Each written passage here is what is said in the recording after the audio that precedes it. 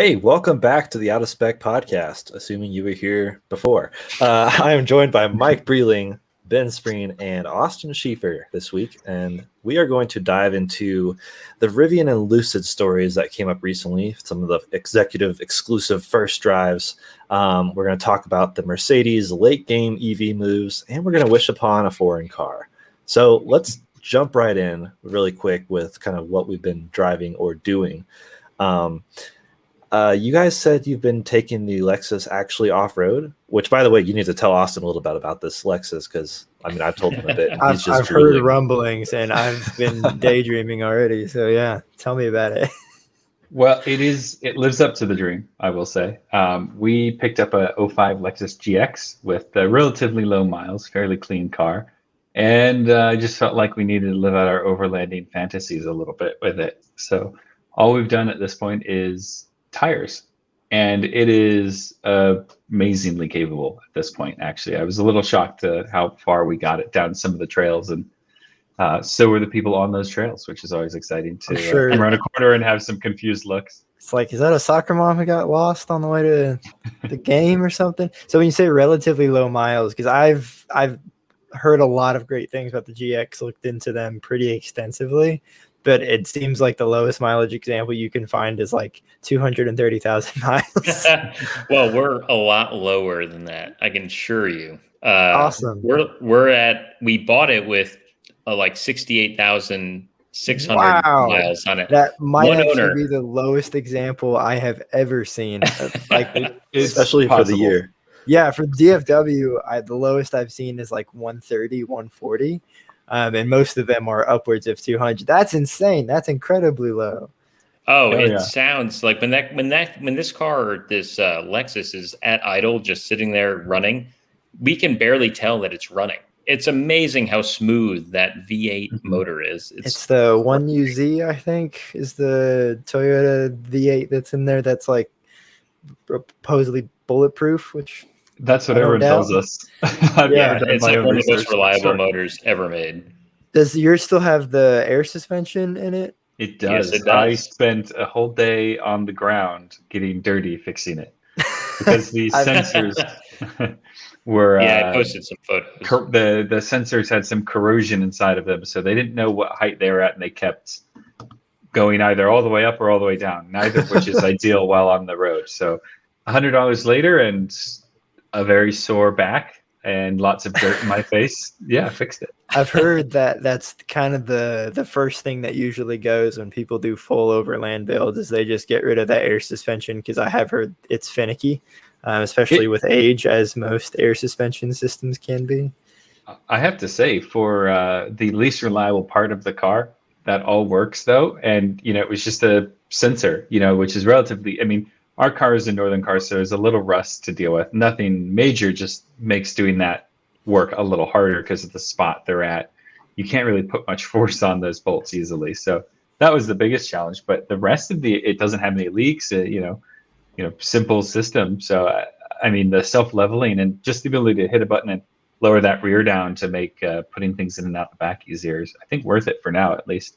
But if it were to be a headache, then I would probably go with the change route. That's awesome. And I saw, have some latest gen 4Runner wheels on it currently?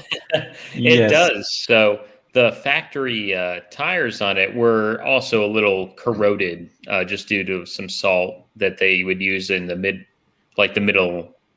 in Maryland, I guess, is where this car came from.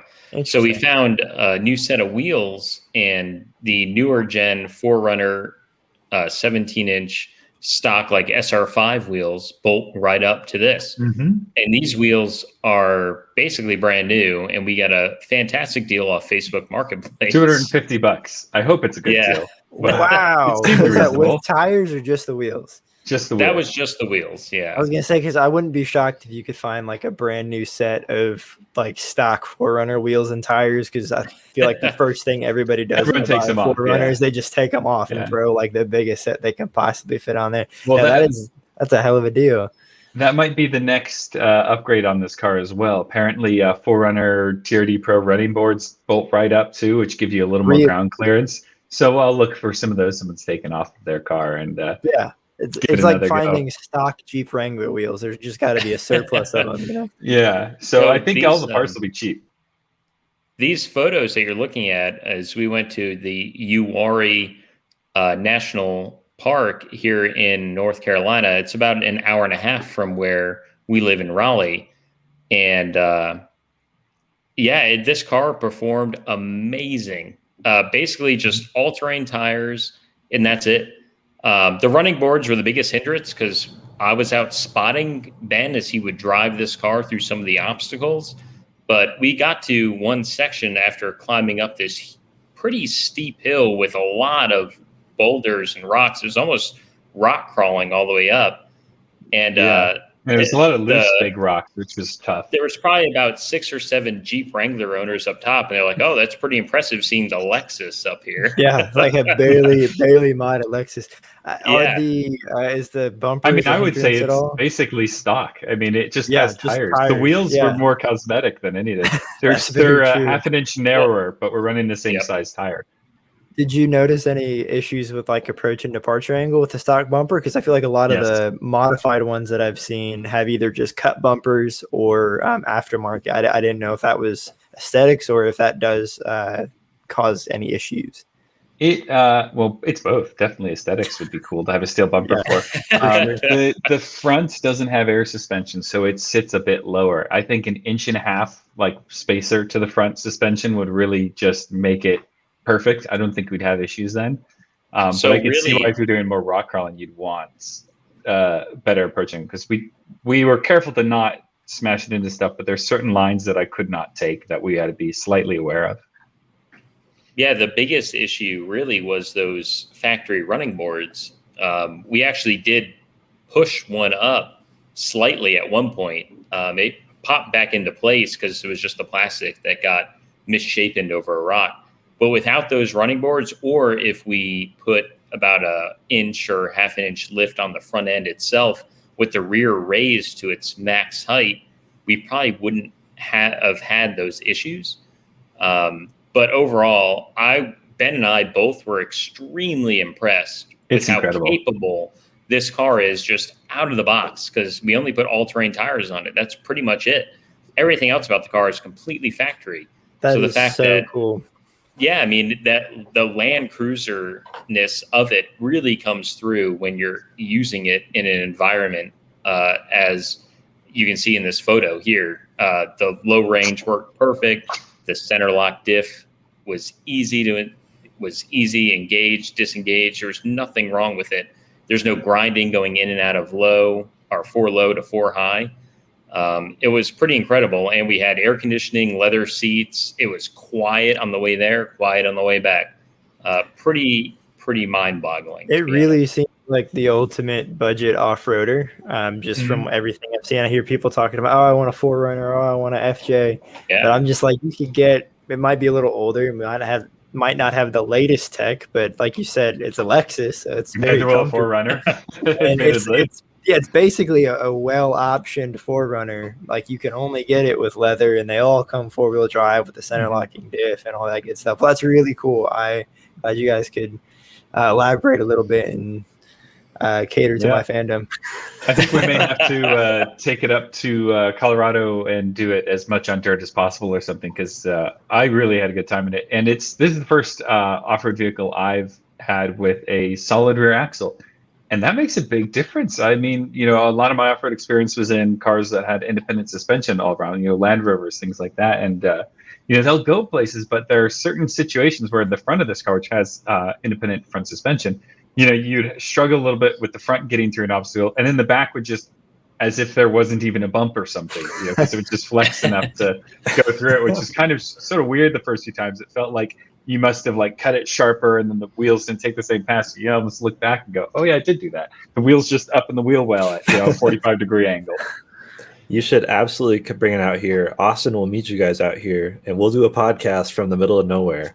Yeah, and the Lexus, and it'll still be built-in inverter and everything. We're ready to go. It'll still be studio quiet inside the Lexus. We could do it at 80 miles an hour and be studio quiet. It's quieter than Ben's Model 3 for sure. It's better built, unfortunately. Still, so, I'm 15 not- years later. I'm not incredibly shocked by that with my experience with those vehicles, but So I can't tell if that's a compliment to Lexus or a dig at Tesla. I don't know anymore, unfortunately. It was a little upsetting to drive it and then realize on roads where there were certain little frequency vibrations in my Model 3 that car, which is from 05, doesn't have any. Kind of disappointing, honestly. Wow. Well, I speaking of Model 3s, I have Kyle's, and yeah, there's some major noises, mostly because of the front upper control arms. He has that. I was going to issue. say you have Kyle's, so there's definitely noises. That might not be representative of most Model 3s, I would think. Well, do you want to see it? 90,000 miles. So I'm gonna 92,000 miles. The upper control arms, I think both. Timon and Kyle said just the right one, but I can hear it in both. They're both squeaking really bad. Like, it's ridiculous. It is fun. I think it's objectively a great car, but I'm also going to clean it. Here's yes. well, yeah. So that's the center console.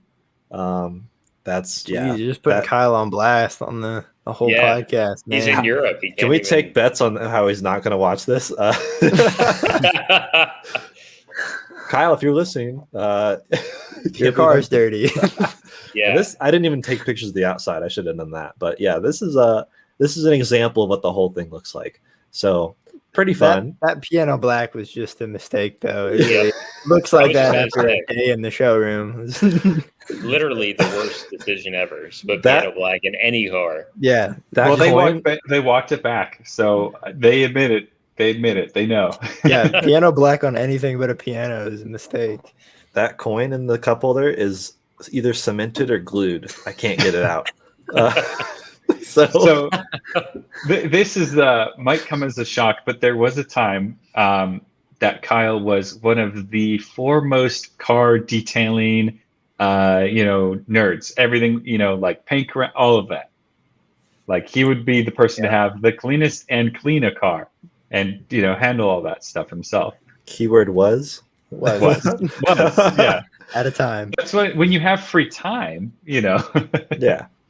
So I've been driving it. I mean, only for a day now, but thoroughly enjoying it. It is so coming from my Miata, I'm like, wow, this is the quietest, smoothest ride on the highway I could possibly imagine. So now I really want to experience a Lexus. Yeah. Yeah. Even with our all-terrain tires, it's still pretty quiet. Yeah. So, but I have been taken to some trails. I also have, once again, the Zero motorcycle, which cool. is one of the best ways to experience Colorado trails. I think it is breathtaking. I mean, it's so quiet, extremely smooth, fully adjustable suspension on the fly. So I can go full hard on the road and then full soft on the trail if I want. This was actually a little while ago when I camped with Kyle. He had his Winnebago and I had the Zero. I actually camped. I fit everything in the Zero luggage boxes. That's really cool. Tent, That's so sleeping cool. bag, hammock, a bunch of beer, a bunch of coffee supplies. It was ready. Camping essentials, Yeah. Yeah, exactly. Everything you need for a good time. Beer and coffee. Maybe a small tent, So yeah, but these are the trails like we could take your Lexus on if you come out here. So come on out. Yeah, we'll see how far we can get there. Well, just the other night, I felt, I don't know why, the day after we went off road in the Lexus, I'm like, I need to drive this thing to the Arctic Circle was the goal in my head. I don't know why. I realized that you have to realistically, to drive into the Arctic Circle of North America, go to Alaska, which is the other side of the country. So now we're looking at like Labrador, Newfoundland areas of Canada, just because I really want to go somewhere remote and see nothing at all. We looked at driving out to Colorado or driving to Nova Scotia, which Nova Scotia is a lot closer than Colorado to where we live. But we still plan to drive out to Colorado. I think there's some amazing views and trails to drive out there. I mean, Black Bear Pass, I know a lot of people have done. I don't think we could do it in the setup that we have here. Nah, we're doing it. We're doing Black Bear Pass. But definitely something. I mean, Ben and I just both viewed some amazing views from people who brought their Lexus GX 470s on Black Bear Pass pretty recently, and it's pretty incredible. Wow. Well, yeah, come on out. let's switch gears to the news really quick. Because this was, I guess, technically last week, but some of the big news in the automotive world was the fact that Motortrend, and only Motortrend, got access to the Lucid Air and the Rivian R1T. Let's take a quick look here. This is the Lucid Air Dream Edition R. R is just a letter thrown around all over the automotive industry. There's a rant in there somewhere, especially, well, actually more so sport. This is a rant for another podcast maybe, but the term sport has been destroyed. I can't stand when things are called sport anymore. R in this case means range, correct? Mm-hmm. So not performance, This which is is not the the P. fast one. This is the long one. Yeah. So you got to kind of relearn, but yeah, a lot of horsepower. So I guess the R is ranged in almost 1,000 horsepower. It's not even the performance one. Performance one is 1,111 horsepower, which is pretty insane, and still has a range of 450 miles. So the R has what, a range of 500 miles? Yeah, more than that. Somewhere around there.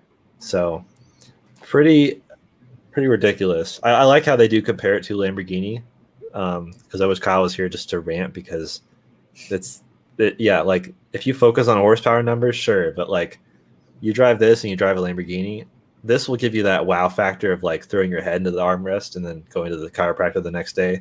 Lamborghini is just like a sound stage. It's like better than Mozart. So I don't know. It's different, but pretty I like it. Interesting. What do you guys think of the design? Like, we've seen photos for a while, but what do you think of the design of Lucid? We haven't actually talked about it on the podcast yet. I think they've got the coolest headlight unibrow ever. I mean that in like a good way. I know that, but because all I see is it as like a unibrow thing. But it actually is a design that should look bad. That looks extremely good. I don't love the trunk. I have a really big issue with the trunk because it's one of those things where it opens up and the taillights come with it. So, and I know it's more practical and I know why they did it, but I just have a problem. It's like an SUV. It looks like it's a sliced open when it's open. It should just be a hatch in my mind. Yeah, the back end. I understand what they're going like, for. It looks like a Lincoln MK. Oh no, MK, a little, yeah. MKC. Yeah. Yes, yeah, the smaller SUV. Yeah, it looks like just a pancaked MKC trunk. The rear of this car is what I'm most concerned about, because in pictures I don't know how I feel. Opening is incredible, though. It's very large. Yeah. It's extremely large, but I don't know. I know the interior is probably my favorite part of just the styling and how spacious and roomy it is. But the profile and the back side of the car, I'm a little bit concerned because I don't know. Like you said, Ben, I almost think they should have just done like a true hatch, because I don't know. The proportions are a little bit strange for like a luxury sedan, in my opinion. Yeah, I completely agree. The rear is the part that I have the biggest issue with of this car, mainly because it's like a Buick Cascada, like everything just rises up in the back. And I think it's just going to look like that line right there going down the quarter panel around the deck lid. That's I'm not sure about that. I think they could have just done that a little better. But I agree with you, Austin. I'm most excited about the interior of this car. I think that's where you're going to get your money's worth. And it's a lot of money. I mean, this is like $150,000 plus car, I believe, something like that. So I'm pretty excited. The fact that in this first drive from this one magazine, that apparently it's very quiet, it's well built, it's Mercedes S-Class level of construction, which we all know. We've all had experience with Model S's, and the Model S is not that. Even the Plaid is not that. It is a lot better, but, you can only go so far with some changes. There's some structural things that I'm sure could contribute to a better. And I do agree with the writer about that. They didn't go like screen heavy. I like how they have their screens separated. It's very Porsche Taycan-ish, which I'm a big fan of. I think Porsche nailed that interior design with that car. So, I mean, I'm excited to start seeing these down the road, and hopefully, we can each get our hands on one. That would be very cool in the near future. The steering wheel looks upside down to me, but other than that, like, It's definitely. I really just hate the lump in the middle of the steering wheel where most likely the airbag is. But otherwise, it looks like great choice of materials. Like it reminds me of Volvo a little bit, and I'm excited to like be in one and like feel one. If that makes sense. I think the interior styling to me is a cross between like Volvo as far as material choice and layout. And also that Mercedes look as well, which are just a heavy compliment because both of those interiors are quite nice places to be. Oh yeah. As far as exterior, I don't know how much we complimented it comparing it to a Lincoln and a Buick, but yeah, no, I agree, Jordan. I think getting to just much like the Rivian, I'm very intrigued to see because Rivian has almost a similar palette as far as the material colors and what look to be textures. And I'm very curious as to how this and how the Rivian interior is going to actually like feel as far as like that. Does it have the typical German, like they always talk about the door thud? Does it feel really strong and structural and I don't know, well built like the Lexus, or does it feel like a Model 3 where some things rattle when you shut the door sometimes, Yeah. I think it's really easy, and I just kind of realized this as we're looking at it. It's very easy for us to say things we'd like them to change because we have no bearing in the engineering side. But can you think of a luxury sedan right now that you'd rather have? Because I don't think I can. That's a like, great especially point. if I exclude the hatchback thing. So like Model S hatchback, Panamera, they're kind of a little weird in that respect. If I exclude those, and actually I'd take the Lucid over Panamera because the charging capabilities and range seems really impressive. It's what the S class, similar vehicles like that. None of them tend to, A8. None of those are really exciting in any way. The Lucid's kind of really fresh and exciting and has a really nice personality to it, I think. I think my gripes on the exterior could be very quickly made up, like you said, with range and with the interior, because that's where you're sitting and that's the usability of it. And I think from the front and from like most angles, it looks good. So yeah, I agree, Ben. That's a really good point. 924 volt architecture. That's pretty insane. Because the Taycan is 800 volt, correct, and Teslas are 400 volt. So like Lucid's definitely reaching, like that's their thing. It's like every EV company has their thing that like they can use as a marketing term, and for them it's like we have the range, and with the range you have to have the charging capability. Like if they had used 400 volt or just mediocre charging, it'd be like, yeah, you can go forever and then sit around forever while it charges that giant battery. Yeah, I mean, I think the author of that article on Lucid said range anxiety is no longer a thing once this car gets out there. Just the fact that it can go so far, over 400 miles at least, on a single charge is pretty incredible. I mean, that's equivalent, if not better, than a lot of gas cars out there. Or it's ice certainly cars. farther than that Lexus of ours. I think it's got a 280-mile range on a 25-gallon tank or something ridiculous. Yeah, it's very It's got less expensive. range than my Model 3. Jeez. Well, let's also look at the Rivian then, because this is one, I mean, we've talked on the podcast, episode 3 or 4 was our drooling over Rivian episode. It's like a whole episode just dedicated to it. We're big Rivian fans, but I think not driven one. So yeah, this was a really fun article, and there were a few videos they did as well. And it's, I mean, it is very interesting that Motortrend was the outlet of choice, and I don't know why. It's interesting that they only really gave it to one outlet, which could speak to like they just had limitations with time or capacity. It is a lot to organize to give vehicles to a bunch of different journalists. They may have not had enough prototypes to give to enough journalists to have the equity of saying like everyone gets the same embargo date. So there's a lot of things that could have gone into it. I know Kyle's speculation was it was just like, they gave it to one outlet that they knew would probably give them good marks, because Rivian, with the IPO and everything, they have a lot in like hanging in the balance right now, and they're about to go to market. They're about to do their first deliveries coming up pretty soon here.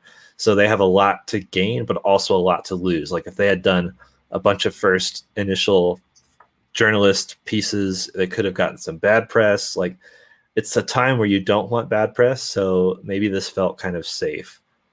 What do you guys think of this? Yeah, I think they've done a very good job of controlling the narrative surrounding their product. We've seen them kind of be very open about what their targets and goals were, and then not a whole lot of talk, not a whole lot of hyping it up, just working towards those, getting the product to where it needs to be, developing it. And it's especially coming from the Tesla world of things, where there's all this rumor mill and just like the pot's always boiling with speculation based off of stuff. It was kind of interesting. I felt almost bored with Rivian, and I know they're not even out yet because, well, everything was kind of up front and you just now have to wait for it. And I think that's sort of their approach, is instead of making the biggest fuss, have a very controlled, story about the vehicle and a very controlled, bit of press. So I think they're giving it to people who they thought were going to offer a cool idea, like Trans-American Highway or something like that, and or not Highway, Trans-American Trail, whatever it's called, which was what Motortrend did with it. Yeah, I mean, it just looks so good. I just love looking at photos of it. I feel like the long way up, that show we talked about, was the focus was the motorcycles, but I was just so focused on the Rivian. So these motorcycles are cool, but can you pan the camera left? There's an electric pickup truck, please. So what's funny is Ben and I have both kind of adjusted our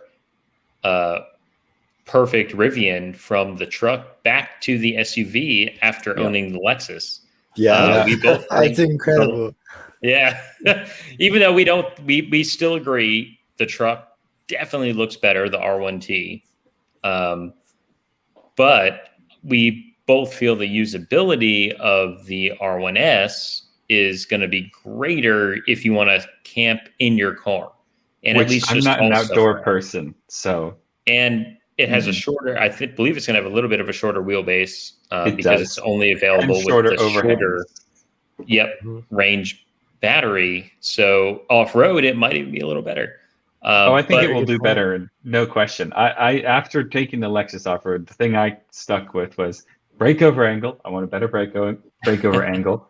And approach and departure angle, which is the approach angle is about the same on both, I imagine. But the departure angle on the truck, you can kind of see is going to be a little more compromised.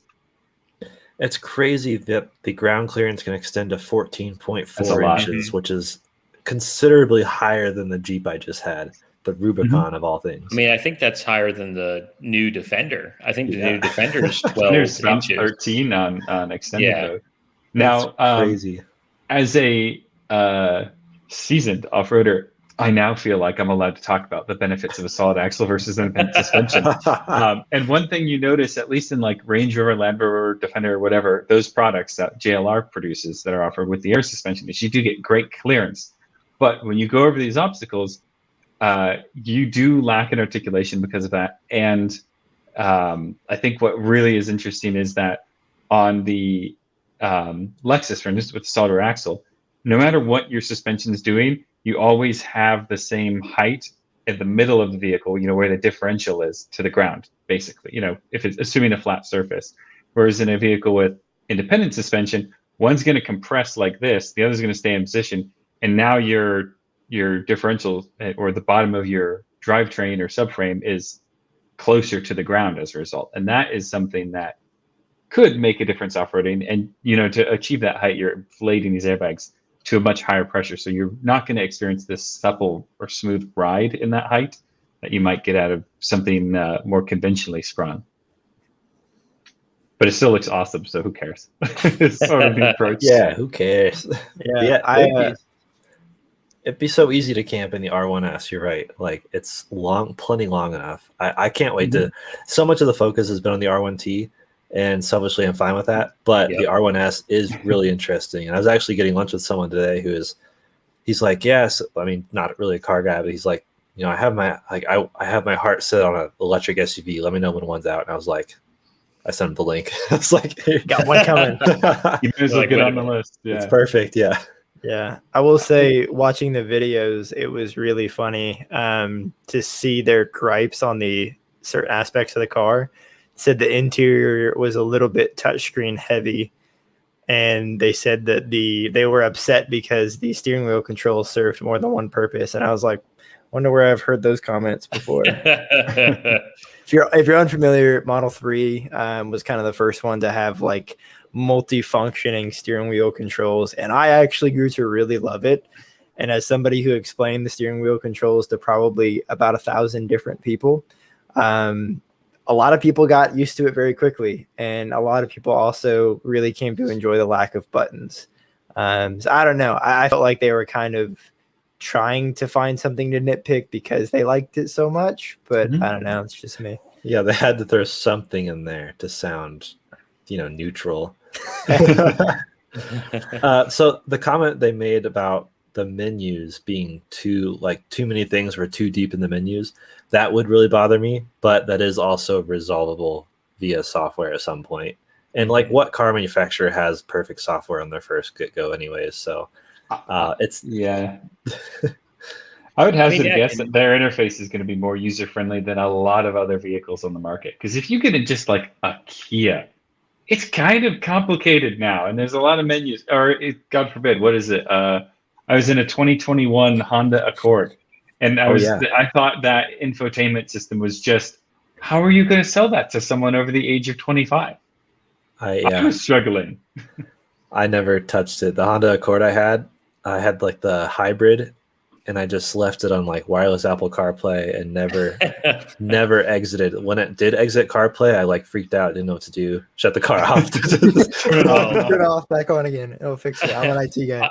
Yeah. I do hope Rivian does have wireless Apple CarPlay and wireless Android Auto, but let's look at that key. First of all, it's cool. A carabiner? Carabiner. I bet I could climb. That's very cool. That's very cool. That is so cool. It'd be so cool and funny, quirky if they had a carabiner key. So for those of you listening, the key is kind of like a carabiner with almost like the normal key nestled inside it with the loop, part of the loop extending from it. It'd be so funny if on the back it had small letters that said rated for climbing, whereas a lot of those cheap carabiners say not rated for climbing. Yeah. That would actually be a really cool touch. That would be an incredible flex to go climbing with your Rivian key as your carabiner. That would be. I wouldn't be surprised. That'd be insane. So, the other big thing is the gear tunnel, which is awesome to see, and also that there's access to it from the rear cabin. I didn't realize there was access to the gear tunnel through the armrest in the rear, and that is very cool to me. Mm-hmm. Brilliant. I just love everything about this, the interior styling. And something else I noted in the video was the attention to detail of even the back seats feeling premium and nice, because so many cars I get in, the focus is entirely on the driver.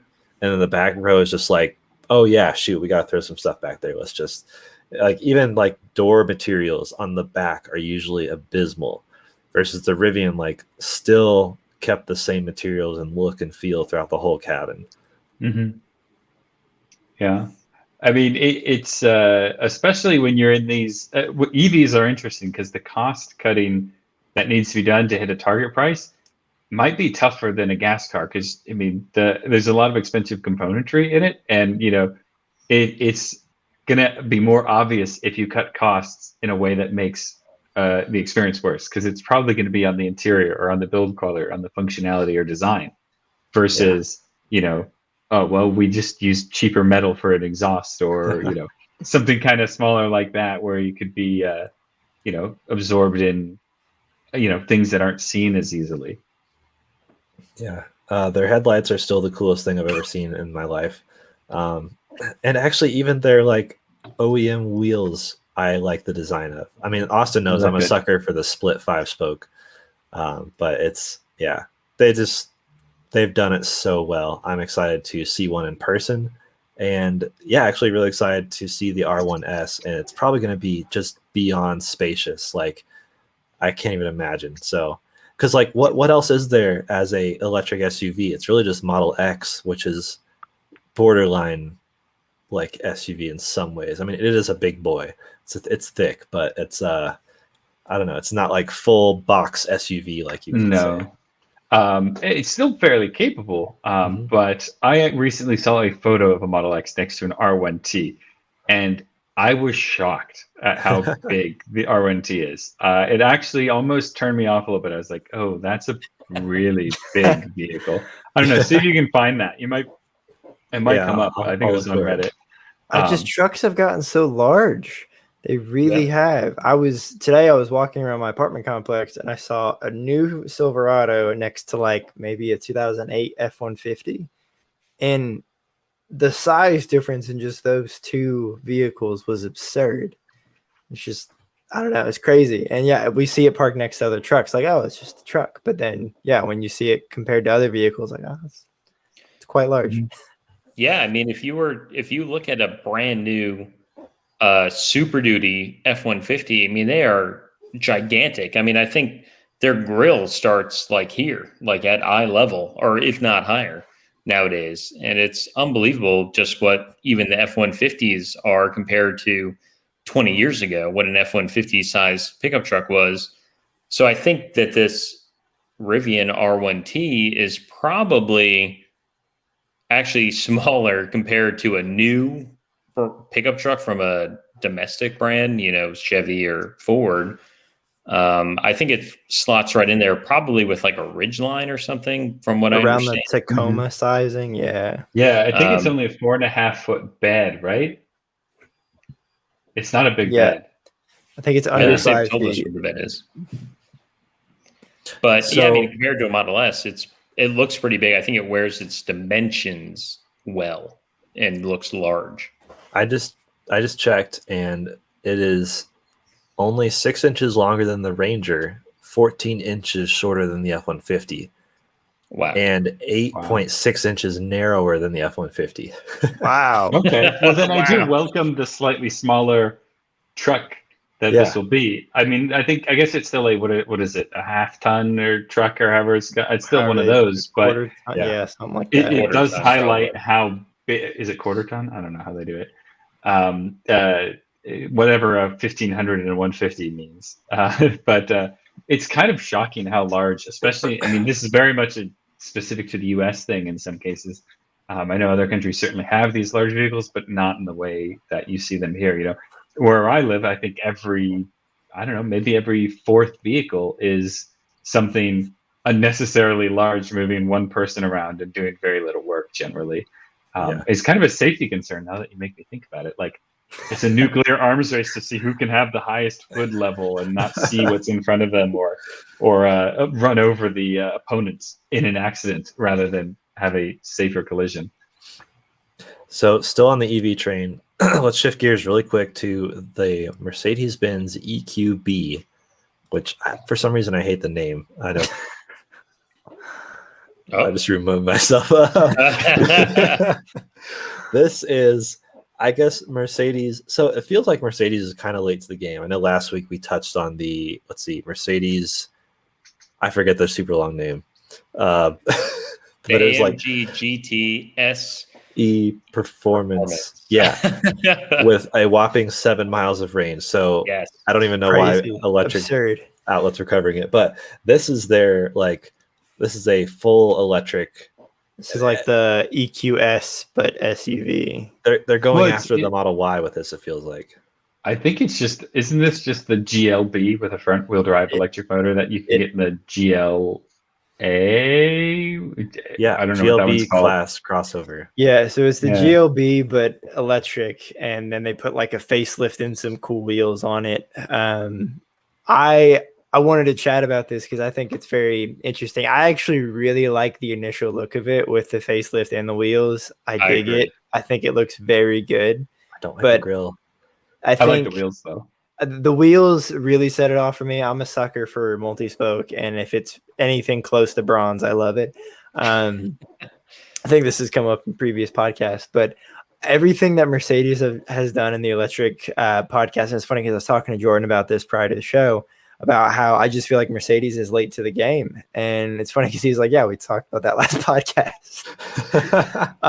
But I do think it's cool, and it is cool. I was actually shocked to see that they're going to have this in the United States, because I feel like every cool thing that Mercedes doesn't come here. Did they officially announce that, actually? Yeah. So this is this broke, I think, this past week, where it is confirmed to be in the US, only in 2 trims. I think just the 300 and the 350, which I think is front wheel drive or all wheel drive. Good Options. So I think it's standard front wheel drive, but you can option it as an all wheel drive, if I remember correctly. That's good to know, at least, because I know the other offering, I guess it's what is it? Because they put a Q in it. So it's the E. Oh, man. It's the QLA? No, that's not right. Whatever it is. They have the GLA style hatchback with this powertrain. What is it, like 65 kilowatt hour battery? And that one was front wheel drive only, which is like, that's not super interesting, because they're adapting but it's actually surprising they're able to adapt a ICE platform to have such a large battery, whereas most things of this size are like the Mini or the e-Golf have 35 max, maybe 40 if you're lucky. Yeah, this is 66.5. I'm not sure if that's usable or just gross, but I don't like the grill, but I don't know what else they would do, because that's like the Mercedes thing. Like, you got to have this shaped grill and you have to have 2 Mercedes badges in the front. Yeah, like that's just, there's no way around it. Yeah, I mean, I like the front end and the wheels. I think it's a pretty good looking little crossover, especially for an electric car. I think it will look pretty cool. I'm excited to see them over here. And hopefully that battery pack, even if it's not all usable, relates to something like around 200 or 180 miles of range. I'm sure most people will be able to beat that anyway, since generally you can, apart from Teslas. But do we want to put in our official guesses for the range, EPA? Well, we have on record, because I'm ready to throw it in. They said it. I think they well, there's no EPA tested yet, right? Oh, or they're assuming. So they have the our European. Our friends at Motor One are assuming 230 miles of range. I'll say 220. It's optimistic, 200. Yeah, I was going to say 200, but just to be different, I'll say like 190. I don't even know if it'll hit 200. I like how we're just going down. I'll go 220 was my guess. Seeing them say 230 seems a little optimistic with a 260 mile WLTP, because WLTP is really, really generous as far as numbers go. So like I think it's going to be like 215. Yeah. Yeah. Oh, and I stand corrected, Ben. It is actually standard all-wheel drive.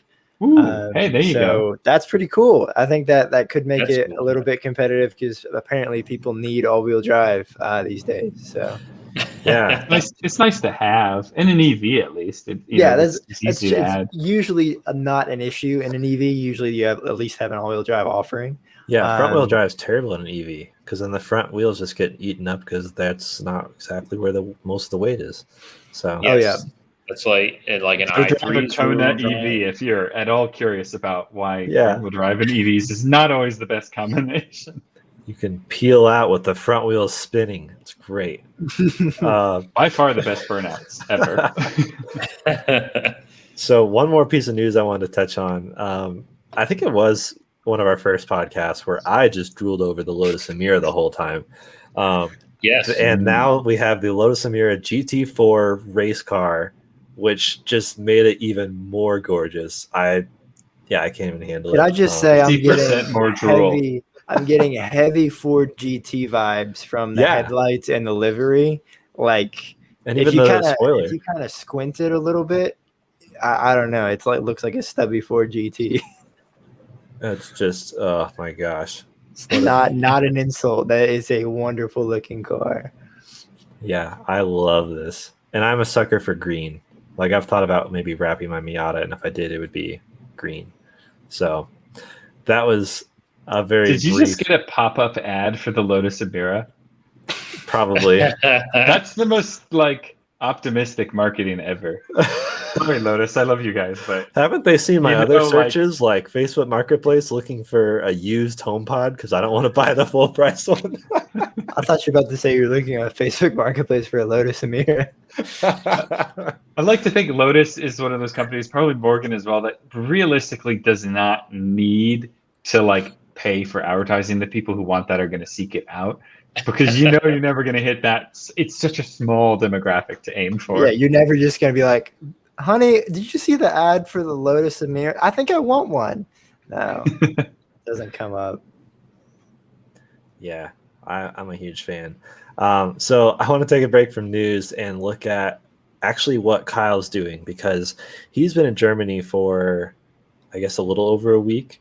And he's basically over there to drive everything we don't get, which is a lot of fun. I'm super jealous. Kyle and Timon are both there. Alyssa's heading there now. That's why I was able to pick up the Model 3, because no one's using it.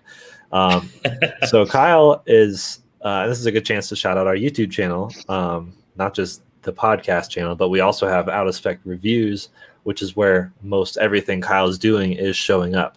He's spending time with the Volkswagen ID3, the Honda E, is it Mocha or Maka? Does anyone know? I think it's Mocha. I thought Mocha E. I always pronounce it the Mocha E. Like, that just sounds better than Maka. I think it's Maka. I'm going to go with Maka. We'll check next podcast to use right. Yeah, phonetically it should be Maka, but Mocha is way more fun. It's coffee. But it's car. Yeah. It's super fun. He has a video, of basically his first time in the Honda E, which I thought was really intriguing, because that's a car I wish we had, although it is pretty low range for the price. It's quite cool though. But very cool. Awesomely retro. And his video actually, it's one of those scenes where you're driving with GoPros in the car, just driving and talking about the car, which is sometimes boring. But he's in Germany, so like my eyes are glued to the screens, looking at all the other cars he's looking at. He's like, "Oh, there's that RS2 wagon," and like just like drooling over normal traffic. Like it's really fun. The Honda E is enamored with the Honda E. Yeah. I spoke to him today, and he said he loves that car. Hard not to. And the Honda E, I think, brings up an interesting little like tiny detour we could take on conversation here, which is, when everything goes electric, everyone's worried that it's going to have cars with no personality. They'll all just be boxes and they'll all feel the same. And what's going to separate them? But the Honda E is a very good case study in what makes it a deeply desirable, compelling product. Because everyone I've heard of who knows of this car, even if they're not super into cars, once they've seen it, they go, "Oh, it's adorable and I want one." Doesn't matter if you're a car person or a normal person. It's the same reaction. Everyone like, you want to have one. It's kind of it's charming. It's very charming, I think. And it's got some neat little quirks and clever design. And it feels like its own thing amongst a sea of other electric boxes still. And maybe that's a good sign for the future of EVs, that they're not all going to just feel the same and blend together quite so much as we worry as enthusiasts. It's perfect. Like EV architecture is the perfect thing to experiment with, because you're not dealing with the issues of, okay, we got to work around the engine and the transmission areas because those are huge, and then the gas tank. Like, most EVs are kind of this skateboard sled, which gives you a blank slate above that on which to build your piece of art. Granted, a lot of people have taken it a terrible direction, and a lot of people have focused too much on aerodynamics. So it's almost like playing within the bounds of aerodynamics and I guess just physics, but still doing art, which is really fun. So you can do super creative things. And the big thing right now is kind of the retro modern, which the Honda E is fully embracing, and things like the new Bronco and even some of the new Nissan products that are touching back to their retro roots that was famous for their old fans back then. So I'm excited to see where some people take it. I think the Mocha E looks good, but it's like the cool, least intriguing of these three. Like, Kyle's standing here with all three of those, the ID3, Honda E, the Mocha ID3 E. looks wonderful. And Ben, I think that's a great point. I think that we're starting to see some car manufacturers not necessarily take risks, but kind of have fun with their electric cars. And the sad thing is, I think we're mostly seeing that for cars in the European market. Yeah, we're not it does seeing seem that as way. much here. But I mean, I do think that the European market is kind of ahead of the curve as far as EV adoption compared to the United States. So I like to think that we'll start to get cars like that over here eventually. And I bet those markets, Japan and Europe really have these smaller cars, more city-focused urban transportation solutions that need to happen. So they can, I think, lean into it very effectively. Whereas, it's going to be tough for an American company to lean back on their history and build like a 37-foot long, town car or something. Because that's inherently not really like, at the time, wasn't a charming vehicle necessarily. Like, You know, it doesn't have that sort of flamboyance to it almost that some of these other cars still have. Yeah, Kyle standing here with a Fiat 500e, which I really wish we had over here. Good. I mean, we did have one, but the new one has great too. Yeah, the old one was over-engineered, had a lot of Tesla-inspired tech, but the new It was one, a great electric car, actually. If you ever need an EV for under 15 grand, a first generation 500e is a great driving car. My manager, or my prior manager at Tesla, before he got his Model 3, he had a 500e, and he loved it. He absolutely preached about how great of a car that was. I see them all day for under 10 grand. Like it's solid if you can do that range. But this new 500e was like 150 miles of range, which is really solid for the size. I wish we had one here because I would highly consider that. I had a 500 for a while and loved it.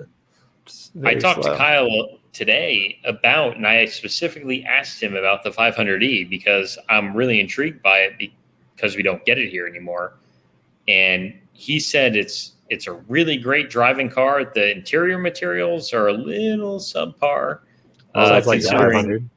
Yeah, basically.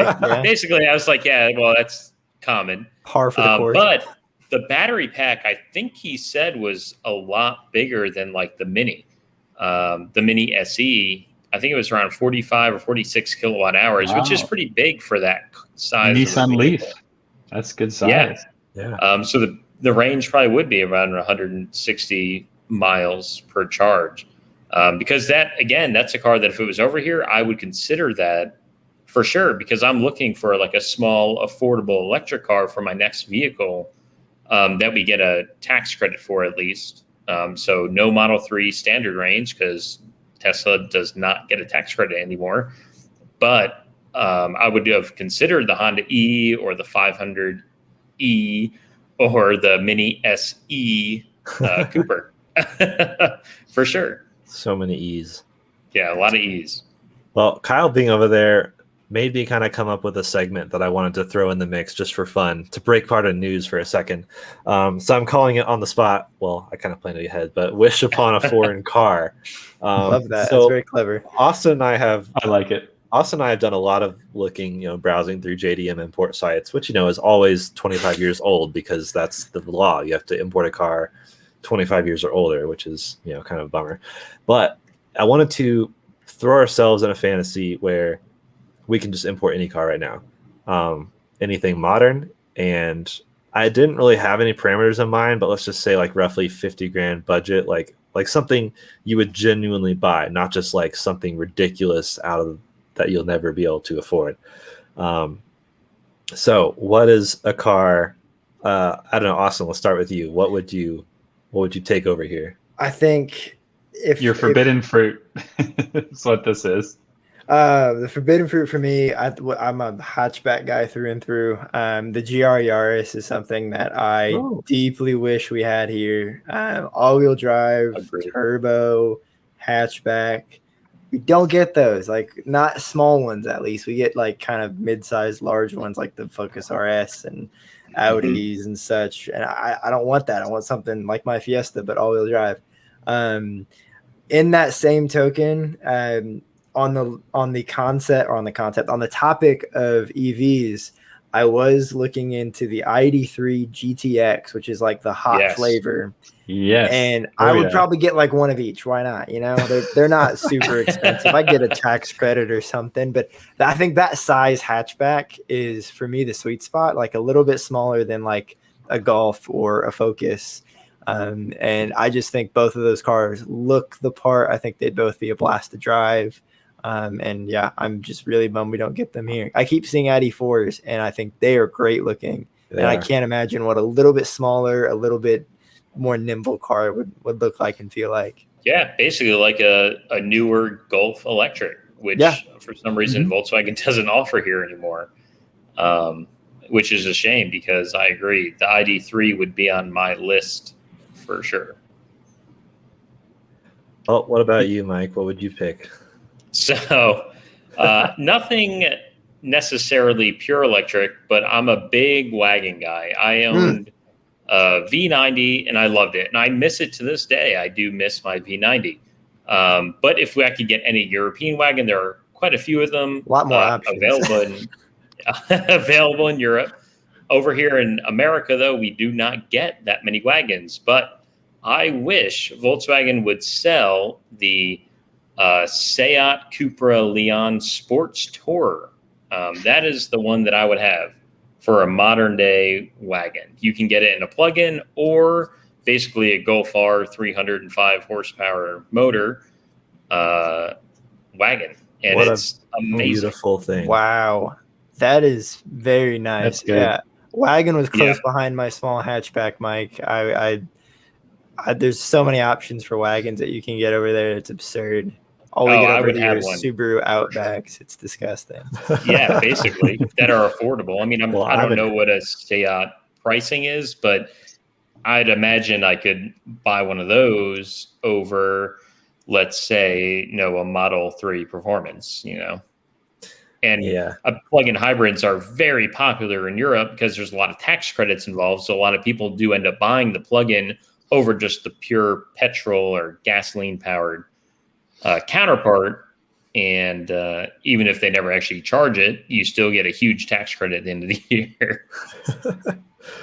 Well, Ben, where are you at in this argument? Ooh, well, this was tough. Originally, I was going to go with because it's got to be French. I just think French cars are the most interesting in general. It's not up for debate. It's a fact. And so my first thought was the Peugeot 608 SW or 508 SW GT, whatever it is. They've got this very, very stylish wagon. It's got the very cool. Yeah, it's the 508. 508. Yeah, they've got a very good style to it.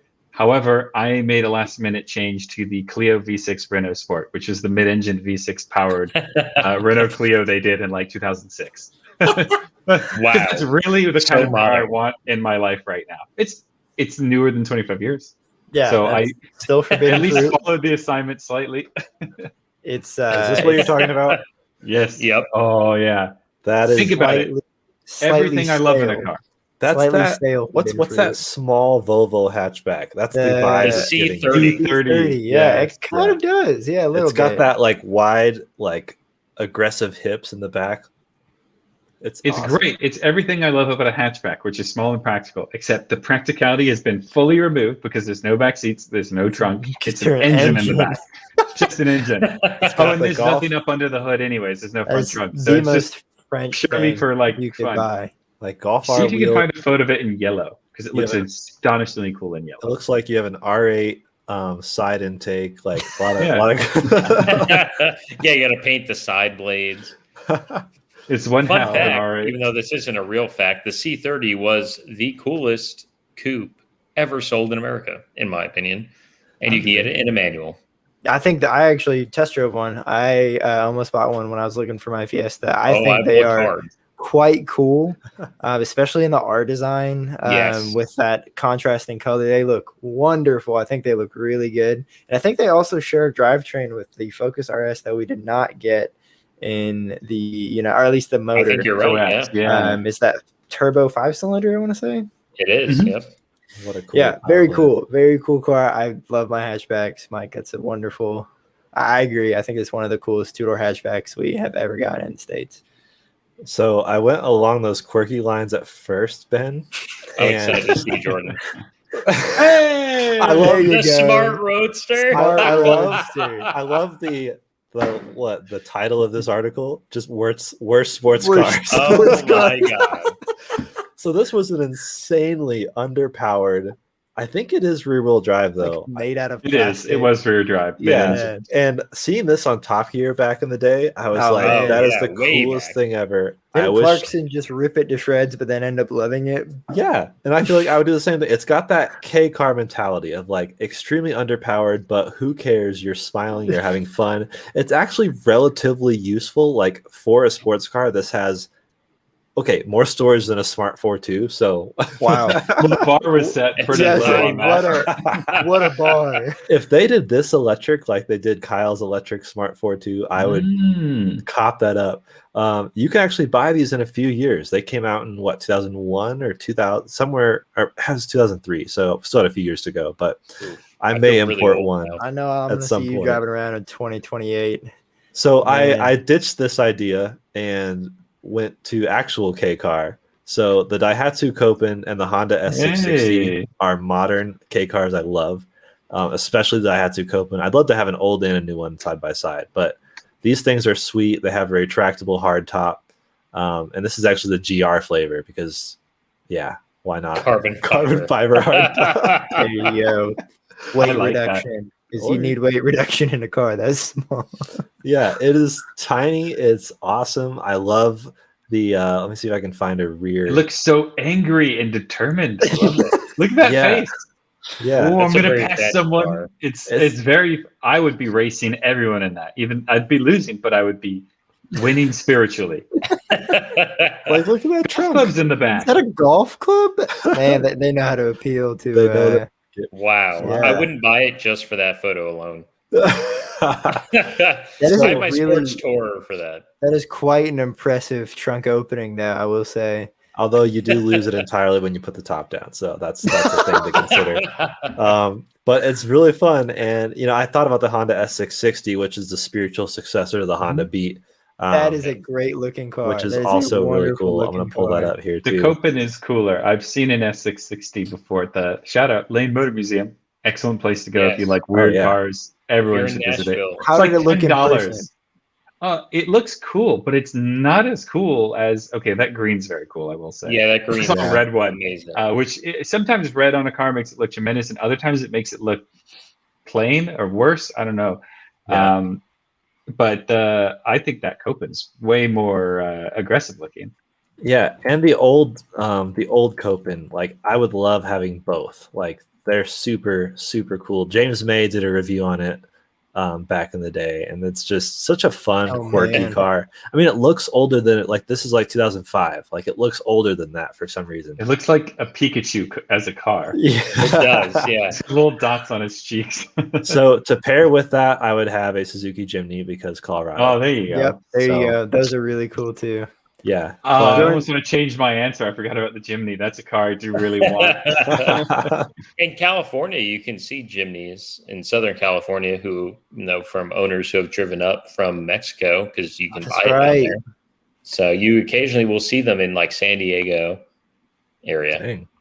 Do we That's just cool. need to get a address in Mexico, and then we can get kind of all the cars we want and just drive them up and keep them here year round, except for whenever they need to go get re-registered?